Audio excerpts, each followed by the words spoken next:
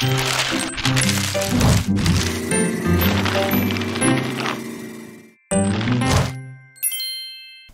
in the US, the wild deer in your backyard isn't really your deer.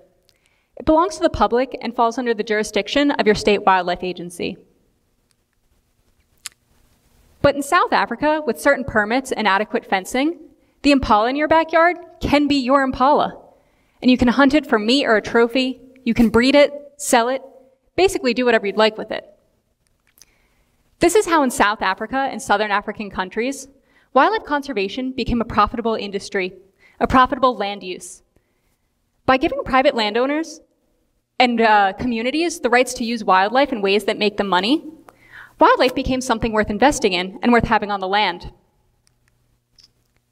This system, based on the sustainable use of wildlife, has created an economic incentive for wildlife ranchers to replace livestock with wildlife as the domestic land use on more than 42 million acres of private lands in South Africa. This sustainable use system has worked brilliantly to conserve wildlife habitat and increase wildlife populations of species, including tsessebe, kudu, and giraffe. Yet African rhino species, white and black rhinos, remain a bit of an anomaly. Unlike other large mammals that tend to provide wildlife ranchers with money-making opportunities, rhinos are known as money pits. And it's not because they eat a lot. It's because of the costs associated with protecting those rhinos from poachers. Protecting rhinos from poachers is a full-time job. It often requires around-the-clock guards, electric fencing around the property, and the latest paramilitary equipment. On average, my research has found that rhino owners spend over $8,000 per month on security costs.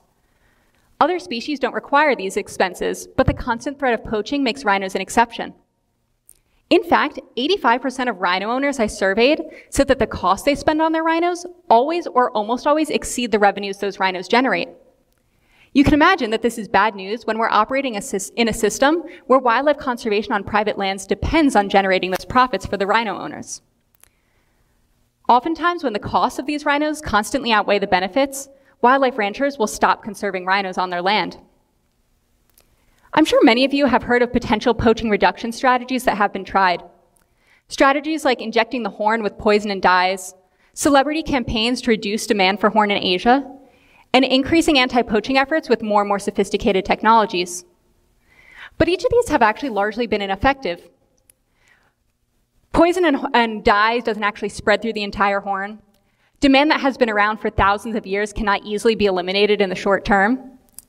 And more sophisticated anti-poaching equipment leads to an arms race with poachers with more sophisticated technology as well.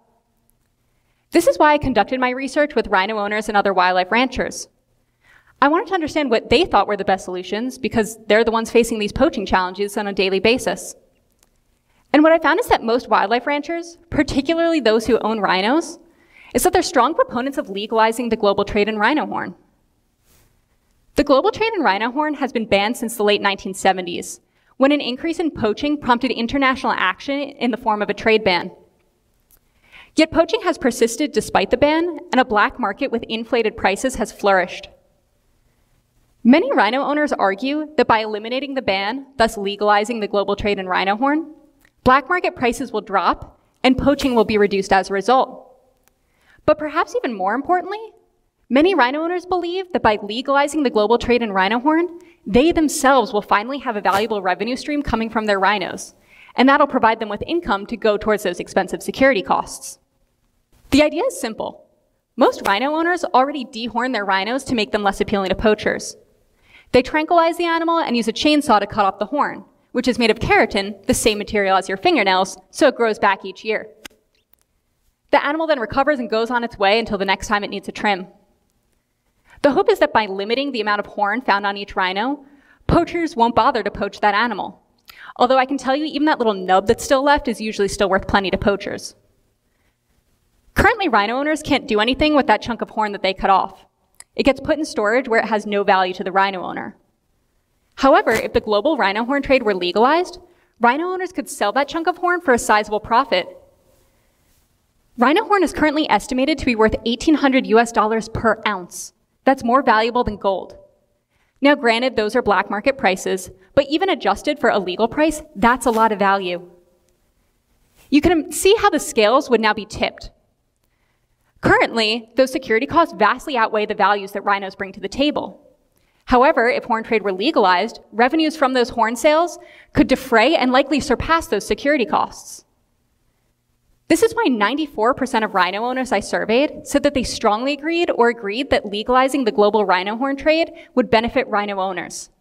And 100% of rhino owners I surveyed said that they strongly agreed that legalizing the global rhino horn trade would benefit rhino conservation. Legalizing the global rhino horn trade is a logical solution given the sustainable use system that drives wildlife conservation on private lands in southern Africa. But despite overwhelming support among rhino owners and the broader wildlife ranching community, proposals to legalize the global rhino horn trade have repeatedly been unsuccessful. Every 3 years, CITES, the Convention on International Trade of Endangered Species, meets. And at this conference of parties, regulations from 184 countries come together to review these international regulations related to the trade of wild plant and animal species. Southern African countries like Eswatini and Namibia have proposed legalizing the global rhino horn trade multiple times, but proposals are always vetoed. Each country gets one vote, and in 2019, only 25 countries voted in support of the global rhino horn trade legalization proposal. This outcome is incredibly frustrating among the wildlife ranching sector in southern Africa. That's because most of the world's rhinos are found in only 4 countries: South Africa, Namibia, Zimbabwe, and Kenya. In fact, South Africa alone hosts 90% of the world's white rhinos and 40% of the world's black rhinos. But despite this, the majority of the rest of the world continues to dictate international policy as it relates to rhino conservation. One country, one vote.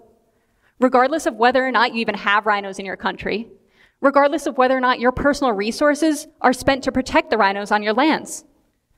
Furthermore, Western environmental organizations, groups like IFAW, the International Fund for Animal Welfare, have been known to exert influence over CITES agendas, the positions of representatives, and final regulatory decisions. This is colonialism once again, where the Western world thinks that they know how to handle Southern Africa's problems better than Southern Africans. This story of colonialism in conservation is not new, but it does serve as a powerful example of an underlying issue: groupthink in how we approach conservation. Groupthink is a phenomenon where members of a group tend to accept perspectives or conclusions that represent perceived group consensus without critical evaluation or the full consideration of alternatives. Groupthink values the desire for conformity to an ideal over critical reasoning.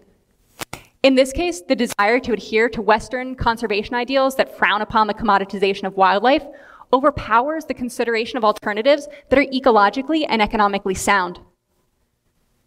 Rather than listening to the people who actively conserve rhinos on their lands by pursuing a logical solution, groupthink has led us down a path where we continue to use the same tools in our toolbox year after year with limited success. And that's the cost of groupthink. We're still doing the same thing today that we were doing in 1977 to try to conserve rhinos. Back then, our cars still took leaded gas and email wasn't invented yet. We've made such great strides in some ways, but poaching continues to be a primary threat to rhino conservation. I know my audience today doesn't have much sway in the voting decisions made at the CITES Conference of Parties, but each of you do have the ability to change the way you think about conservation and all the other global scale problems out there. I urge you all to think critically and think locally. Think critically about how you can approach problems. Be willing to question assumptions, dig deeper into stated facts, and offer alternatives to the status quo. And think locally about how you can help causes that are important to you.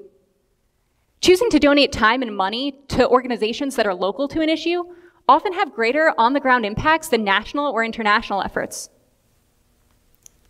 By thinking critically and thinking locally, we can collectively avoid the groupthink trap and provide innovative, logical solutions to problems while actively supporting local people who are most directly affected by them. Thank you.